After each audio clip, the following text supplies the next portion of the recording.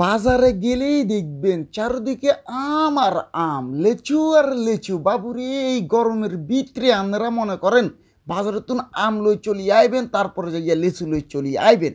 I যা কেন আম লেচু ব্যাগিন তামা তামা করি লই চলি আইসি। আই জান্ন করে আই দেখাইম একেবারে তামা তামা করি কেনে লেচু দি শরবত বানাই। এর হরে যাই জান্ন করে দেয়াইম হানা আমের শরবত। বাবুরে, মানে কি কইতাম, গরমের ভিতরে খাইবে না সব তামা তামা বানাই হালাইবেন। তো যাই হোক, আপনারা কী করবেন, লেচুর শরবত বানাইতে হইলে কী দিবেন জানেননি?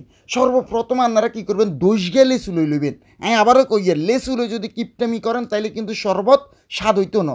ওরা আমও যাইব, সালাও যাইব, খাইবের বেলা দেখবেন প্যাংসে প্যাংসে লাগবো।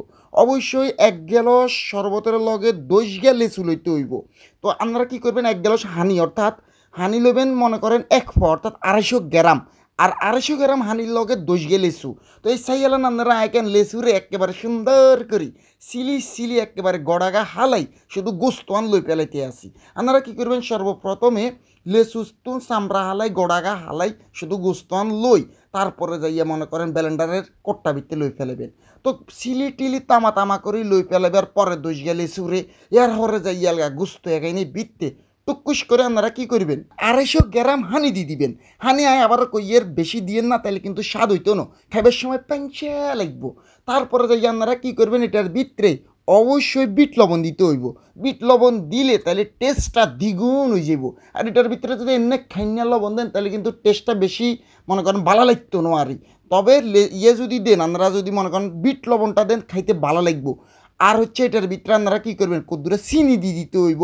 যেহেতু লেচু মনে করেন একেবারে মিডিয়া ন, বুঝছেন নি, আবার একগুণ আছে একেবারে মিডিয়া। তারপরও আপনারা কী করবেন, 2-4 চামচ একখানা চিনি দিয়ে দিয়েন। যারা মিষ্টি প্রেমিক আছেন চিনির পরিমাণটা একখানা বেশি করে দিবেন। আর যাতে করে ডায়াবেটিস আছে তারা দেওয়ানের কোনো দরকার না, তেনরা স্কিপ করে ফেলাবেন, কোনো সমস্যা নাই।